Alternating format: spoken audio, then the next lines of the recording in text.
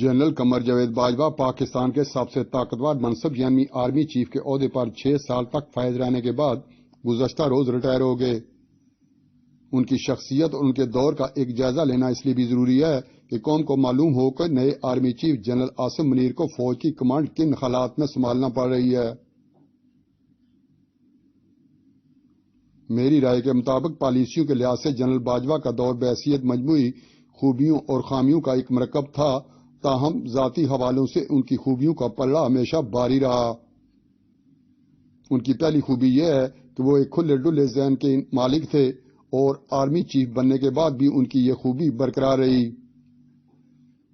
بعض اوقات وہ بڑی بڑی مجالس میں دل کی بات اس طرح کہہ جاتے تھے کہ خود ان کے اور بعض اوقات ان کے ادارے کے لیے بھی مشکل کا باعث بنتی۔ دوسری خوبی یہ ہے کہ ان میں غرور تکبر نہیں تھا۔ آرمی چیف ہو کر بھی وہ ملتے وقت مخاطب کو عزت دیتے اور اکثر اوقات ان کو گاڑی تک چھوڑنے جاتے۔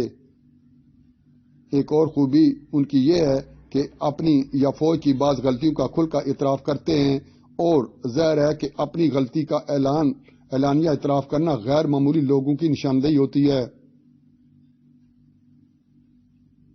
ان کی ایک اور خوبی یہ ہے کہ جنرل اشفاق پرویز کیانی کی طرح وہ اپنے ادارے سے وابستہ لوگوں کے کیریئر، سپاہیوں کے فلاح و بہبود اور شہداء کے لواحقین کا بہت خیال رکھتے، اور ان کے دور میں ان کی فلاح و بہبود کے لیے بہت سارے کام بھی کیے۔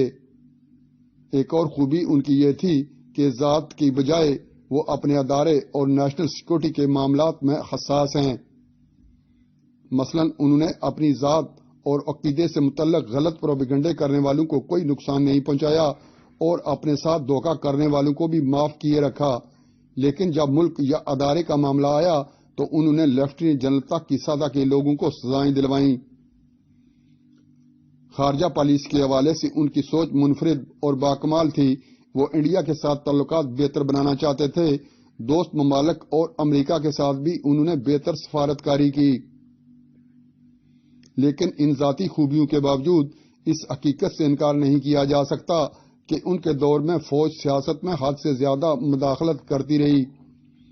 فوج نے عمران خان کو وزیر اعظم بنوانے کے لیے جو سیاسی بساط بچھائی، اس کی وجہ سے ملک اور خود فوج کو ناقابل تلافی نقصان پہنچا، جبکہ دیگر ریاستی ادارے مثلا مقننہ، عدلیہ اور میڈیا بھی زبوں حالی کا شکار ہوئے۔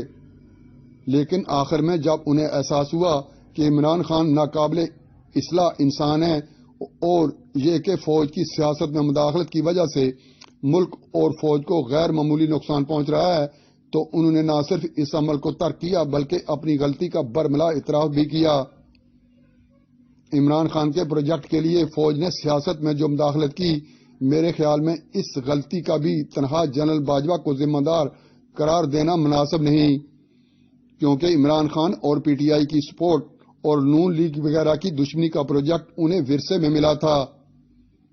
مسلم لیگ نون اور پیپلز پارٹی کے مقابلے میں پی ٹی آئی کی تیسری قوت کے طور پر کھڑا کرنے کے پروجیکٹ کا آغاز 2010 میں ہوا تھا۔ جنرل راحیل شریف کے دور میں جنرل ظہیر الاسلام نے اس پروجیکٹ پر عمل کو تیز تر کیا۔ پیپلز پارٹی کے خلاف میمو گیٹ کا بے بنیاد اسکینڈل بنایا گیا اور اس منصوبے کے تحت مسلم لیگ نون کے خلاف دھرنوں کے بعد ڈان لیگز کا ڈرامہ رچایا گیا۔ اوپر سے پاناما آ گیا اور اس معاملے کو خود نون لیگی قیادت نے صحیح طریقے سے ڈیل نہیں کیا۔ یوں جب general Qamar Javed Bajwa army chief بنے تو 3 چیزیں انہیں وراثت میں ملی: ایک ڈان لیگز، دوسرا پاناما اور تیسرا عمران خان کو لاڈلا بنانے اور مسلم لیگ اور پیپلز پارٹی کے خلاف نفرت۔ یوں جب باجوہ صاحب نے کمانڈ سنبھالی تو ان کے سامنے 2 راستے تھے، ایک یہ کہ وہ اپنی فوج کی سوچ کو بدلیں، یا دوسرا کہ وہ اسی راستے پر چلتے رہیں۔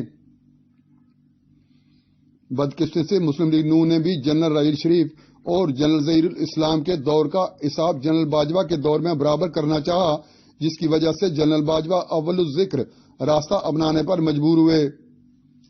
پھر ان کی ٹیم میں لیفٹیننٹ جنرل فیض حمید اور جنرل آصف غفور جیسے لوگ شامل تھے جو عمران خان کی حمایت اور نون لیگ وغیرہ کی مخالفت میں آخری عدو تک جا چکے تھے۔ انہوں نے عمران خان کے حق میں عدلیہ، نیب، الیکشن کمیشن اور میڈیا کو اس بے دردی کے ساتھ استعمال کیا کہ اندھوں کو بھی سیاست میں فوج کی مداخلت نظر آنے لگی۔ دوسری طرف وزیر اعظم بننے کے بعد عمران خان تاریخ کے بدترین منتقم مزاج حکمران ثابت ہوئے، جس کی وجہ سے فوج کو کھل کر خارجی، داخلی، سیکورٹی اور حتیٰ کہ معاشی معاملات میں بھی اپنا حصہ ڈالنا پڑا۔ حقیقت یہ ہے کہ عمران خان کے دور میں اگر پاکستان تھوڑا بہت سفارتی اور معاشی حوالوں سے بجا طور پر جنرل باجوہ کی کوششوں کی وجہ سے ممکن ہوا، تو دوسری طرف اس اعلانیہ مداخلت کی وجہ سے فوج سے پی ٹی آئی کے سوا باقی جماعتیں ناراض ہوئیں اور اس کی ناقد بنی۔ جنرل باجوہ کوشش کرتے رہے کہ وہ اپوزیشن جماعتوں کے ساتھ معاملات درست کریں، لیکن عمران خان کی یہ شعوری کوشش کامیاب رہی کہ وہ جب تک اقتدار میں رہے دونوں کو لڑاتے رہے۔ چنانچہ اس روش سے تنگ آ کر فروری 2022 میں فوج نے نیوٹرل بننے کا فیصلہ کر لیا، جس کا فوری نتیجہ یہ نکلا کہ غیر آئینی بیساکھیوں سے قائم عمران خان کی حکومت دھڑام سے گر گئی۔ فوج کا خیال تھا کہ عمران خان ماضی کے احسانات کو مد نظر رکھیں گے، لیکن انہوں نے احسان فراموشی کی حد کر دی اور فوج یا پھر خود باجوہ صاحب کے خلاف الزام تراشی میں بھی ہر حد پار کر گئے۔ اور تو اور تاریخ میں پہلی بار انہوں نے فوج میں پھوٹ ڈالنے کی بھی کوشش کی۔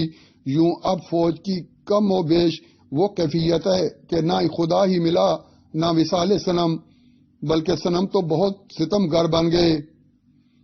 اب جنرل عاصم منیر اس عالم میں جنرل قمر جاوید باجوہ کا منصب سنبھال رہے ہیں۔ چیلنجز تو بہت ہیں، لیکن میرے نزدیک یہ سب سے بڑا چیلنج ان کے لیے یہ ہے کہ اپنی غلطیوں کا ازالہ کیسے کریں، فوج کو سیاست سے پاک کیسے کریں، اور ملک و قوم کی بہتر مفاد میں جو فیصلہ ہو وہ قدم اٹھانے کے لیے پہلا قدم کون سا اٹھائیں۔